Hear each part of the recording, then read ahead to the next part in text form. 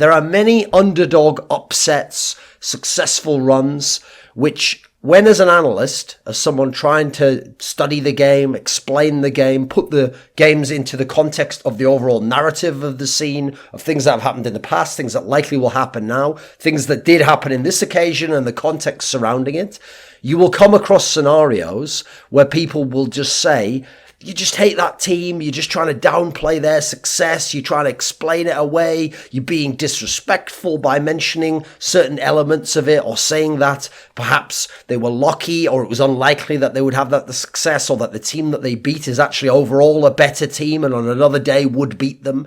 And so you think of some recent examples of this. I mean, there's 4 on different levels that spring to mind immediately. So there's Team 1, the Brazilian team, who recently managed to make a top 4 run at WESG.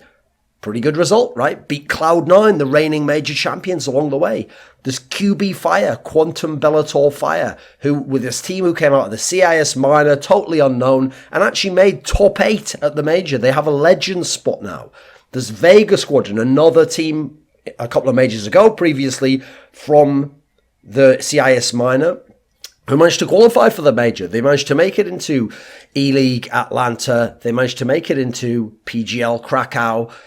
They managed to actually have this level. Wait a second, no, they didn't make it into Atlanta, no, because that was the one where they beaten it, but they didn't get through. But yes, it was PGL Krakow they made it into. And then the 4th one, obviously on a much higher level, greater degree of magnitude, is Cloud9 winning the major. Again, unlikely, but when they did it, so many of their fans were upset if you implied that they weren't the best team in the tournament, or as in overall, and that this wasn't just some secret turn that would mean they'd become the number 1 team. It was actually an overperformance coupled with an underperformance in the final by FaZe. I mean, actually, I think top 2 would have been a much more fair finish for Cloud9. You know, you'd still have beaten a couple of really good teams. You'd have had a good run overall, but then you wouldn't have beaten the team that's actually a much better team than you and is the number 1 team in the world and had everything lined up to be the winners.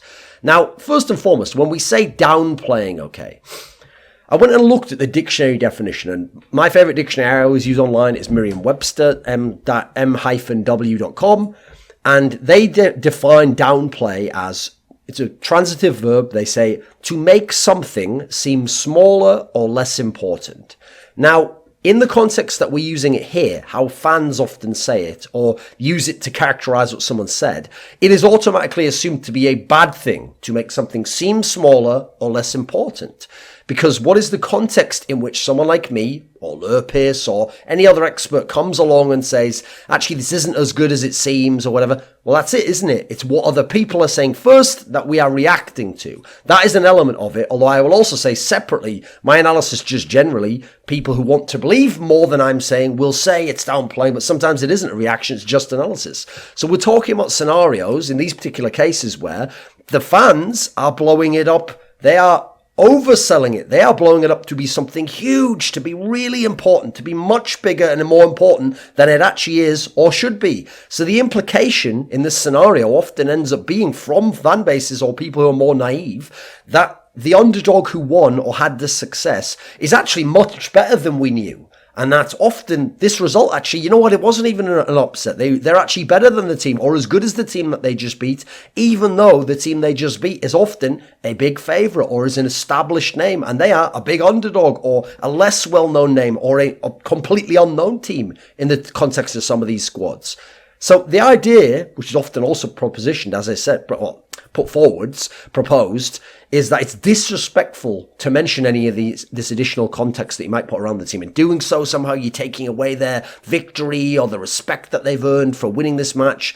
And there's also, I'll just say as a quick throwaway, there's also this ridiculous straw man that in doing so you are shitting on the team and that you're being really mean and cruel. I can tell you guys, if I ever want to be really mean and cruel about people, you'll fucking know. You won't have to read some secret code. There's no dog whistle that I'm sending out there, some euphemism about how I describe their success and put it in all this real facts and context and historical information that would somehow be shitting on them. I'll just straight up say people are shit and that they're terrible and that they're never going to do anything. I won't need to dress it up in that sort of flowery, secretive, furtive tone that you somehow imagine I would do, and yet at the same time look at my Twitter and go, you're just too blunt and brazen. It's like, which is it, you know? So first and foremost, it's not downplaying these results, except in the context of the fans. Since they're making it too big and too important, yes, I'm definitely downplaying all of these results in the context of naive, delusional fans.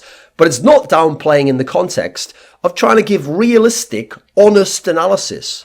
Not just getting a hot take, jumping on a match right now, blowing it up too much, and then later on, because remember, these fans don't have to be consistent, just disappearing when Cloud9 never does anything after that and don't get many top finishes and don't get the really big wins over and just never having to do it. No, but what I try to do is have my analysis have a line of consistency, a thread that goes through it that actually you could track all the way back through Counter-Strike history and how I thought about games in the past, and then things I've learned that maybe change how I think about the game now, and hopefully put all the different teams in the context of history so that the reason why you don't look at Cloud9 and go, they were the best team in the tournament, the best team in the world, maybe they're going to be the next best team, is because when someone comes along and says, oh, I wasn't around in 2018, was Cloud9's win there the same as when, for example, you know, someone like Virtus Pro when EMS won Katowice? And I'd say, no, this team was incredibly dominant actually when they won that tournament, and going forwards, there's no doubt in that final, and they went on to be one of the greatest lineups of all time. Will Cloud9's team do that? We don't really know yet. It seems unlikely at this point in time. They've got a shot at it, but they've got a lot more to do before they can go ahead and do that.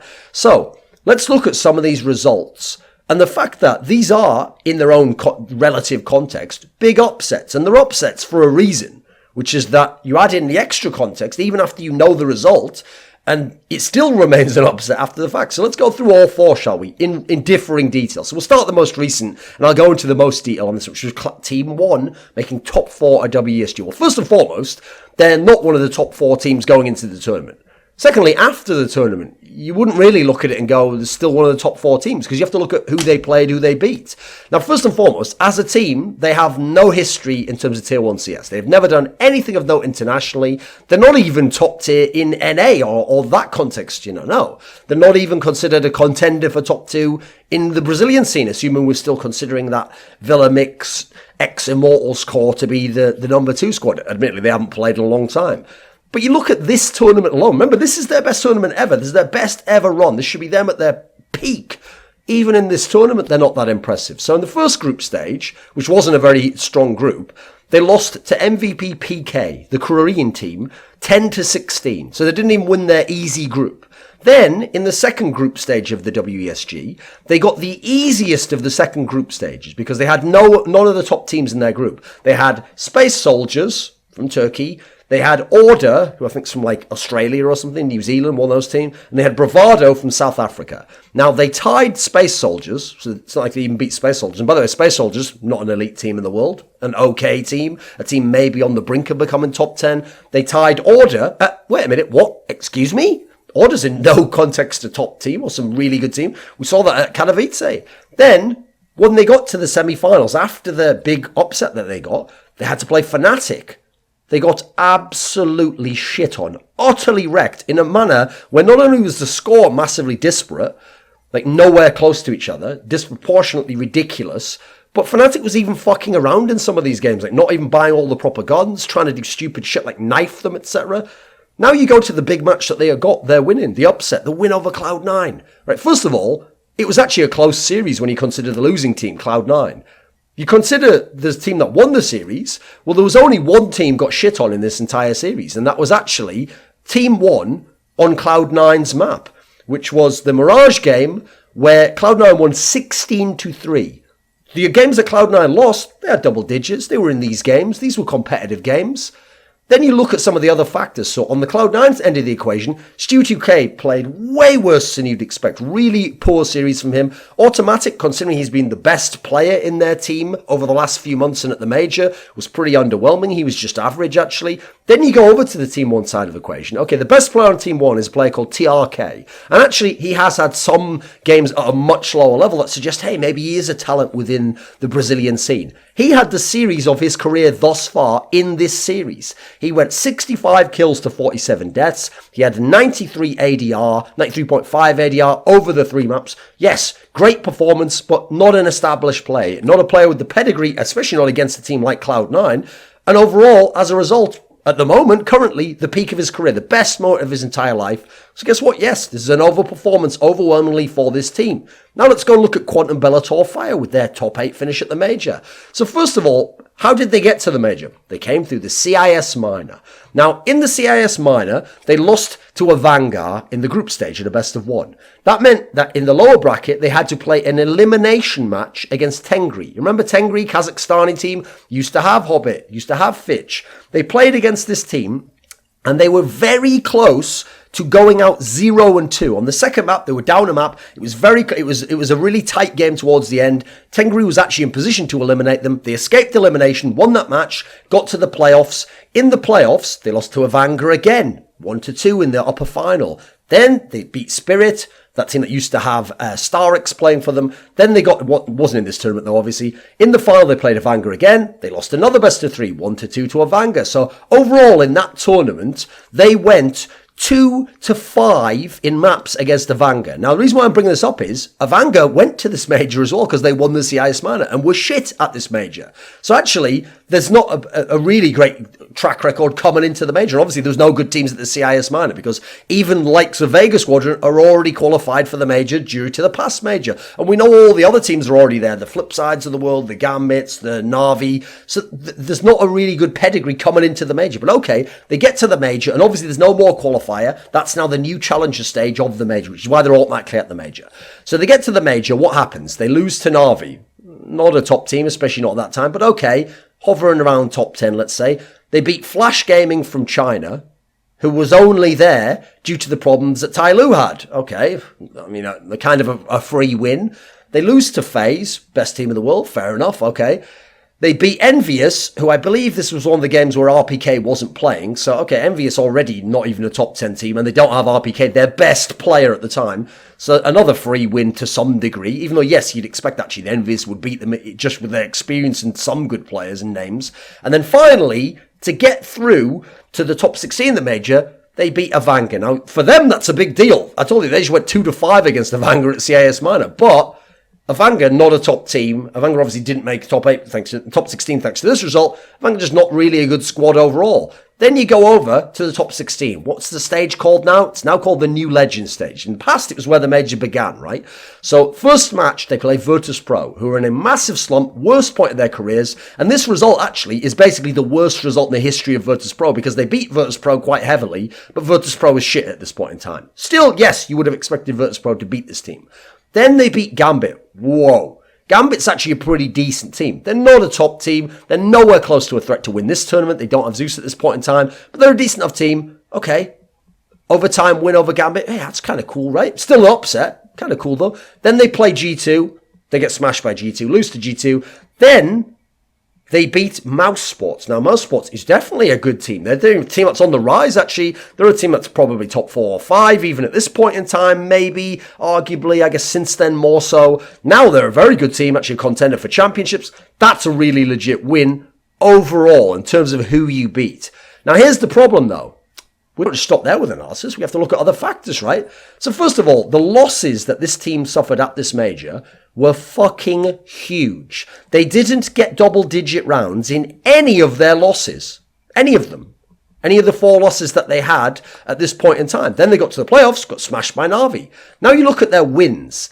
Except for the Virtus Pro win, where Virtus Pro were at the end of their tether, utterly terrible, and didn't do anything at this tournament, they got very narrow wins all day long. Like, they beat Gambit in overtime.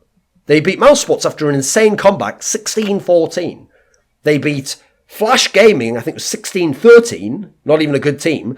And they beat Envious, who didn't have their best player. I think it was like 16-12 or 16-10 or something. Still a reasonably close game, actually. So their wins are barely in by a small margin. And they're a total underdog team that no one knows, no one has the information on, no one really has a track record on. You can't really properly watch demos because they're not playing against top teams. And they're barely winning. Meanwhile, when they lose, they get utterly smashed, blown out, fucking wrecked all over the place. This isn't impressive stuff, guys. Then you look at the stats for the players. They have to have the worst stats of any team I think that might have ever made the playoffs of a major. Most of them were like 0.6 FPR. Even the ones who were like fragging out weren't the ones actually who fragged out in those big upsets, like the Mouse game, like the Gambit game. Those were people having a one-off tournament in their life. Even the players having like a really good performance, like 0.7 FPR players, this was actually one of the worst performances of a team that's ever made top 8 in the major. Now, in the context of QBF's careers, the best moment of their careers, this was actually them showing a level of play we've never seen from a team like this before. They overperformed in many senses. You see how when I say it like that, it sounds like a compliment, right? Yeah, it sounds like the best thing they've ever done. But when you say that, an idiot will go, well, you're downplaying it. They're just as good as anyone else who made top 8. Give them credit. They were better than those teams. It doesn't really work that way. The score doesn't always say who was better even in the game, or never mind overall in the world. Then you look what happened when they did get to the round of 8. Oh, look, they got utterly shit on by Na'Vi, who isn't themselves an elite team and is largely being carried by one guy and was in that particular tournament. Then we go to Vega Squadron qualifying for PGL Krakow. Okay, so they won the minor to do so, the CIS minor. Now, problem with that is, CIS minor is shit. Doesn't have any top teams in it, does it? Because at that point in time, Na'Vi, Gambit, and Flipside are already at the major. So, okay, they get to the major. What happens in the qualifier? No, they win the minor, rather, to go to the qualifier. We're in the old system for this one. They got out of the qualifier 3-2. The narrowest margin you can have. They lost to Hellraisers, an okay team. Okay, top, maybe borderline top 10. They beat Optic. This is before Optic changed to the EU players. This is an Optic team that doesn't have a proper in-game leader. They're at the end of their rope and basically made roster moves right afterwards. They beat Tyloo, not a particularly good team that had a lot of issues over the years. Not the current Tyloo that's actually got some potential there. They lost to Penta, which was the one that had Sonny and Innocent and HS. Okay, all right team. Yeah, maybe borderline top 10 team. And then they beat Dignitas, the one that had... not the Danish one, but the one that was like Rubino and Jacob and Fox, themselves not a particularly good team.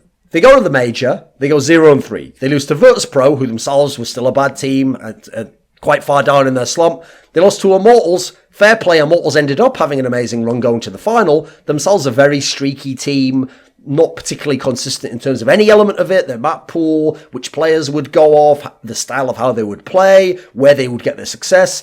And then they also lost, what was the third one? Oh, they lost to Penta again. This is at the actual major, though. Again, not an elite team. A team that actually didn't make top 8 themselves here. So, then you go... Yes, that's right. And then you go and look at Cloud9 winning the major. Now, yes, obviously Cloud9 is a much better team than everyone I've just mentioned, and the expectations are much more for them. But still, to win the major, no expectation for that. Then you look at one of the big wins they had in the semi-finals. They beat SK, who had a stand-in, a team who themselves weren't necessarily at World Championship level. Then you look when C9 won the major. A key component to doing it was winning on maps that they aren't actually that amazing on. So Inferno's a match that tortured Cloud9 coming into this tournament. Overpass, a map that actually they've been fairly whack on. They've been getting their arses handed to them by FaZe all day long with this lineup prior to this tournament. But they're getting the wins on these maps to get to the final, to win the final. Then you look in the final, Skadoodle has one of the best series he's had in years, way above his normal level, to win them the final in very close fashion. And they were very close to losing. They were one round from losing the major final. Then you look at the results before. Okay, beforehand, they were a solid top 4 to 5 team with no real shot to win the championships, but still could get those semi-finals, beat lesser teams, get top 4s, cool.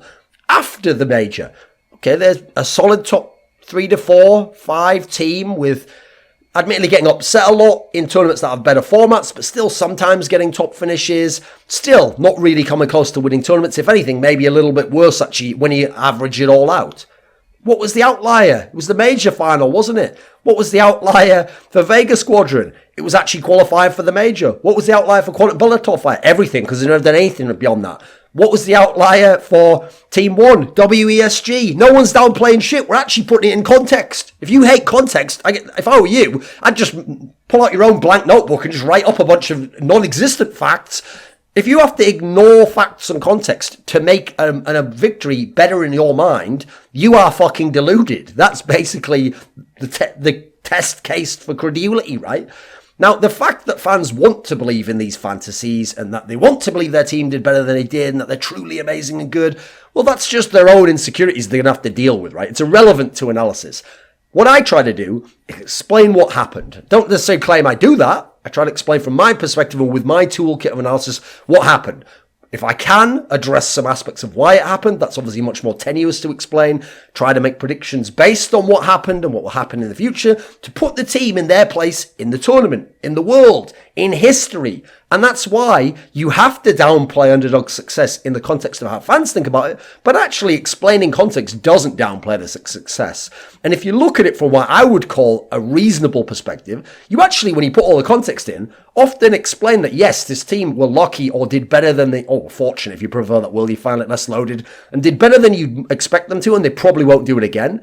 But actually, that's a great thing for them because they're not a great team and they accomplished something that's special that wouldn't normally happen. This video was supported by Dean Tanglis, Michael Allaire, Andreas Westerlund, Alex Adams, Gman, Twch, Jerky's Minion, Anthony, TGreb, Jake Petrucci, Yordan Tsenkov, Daniel Yordanov.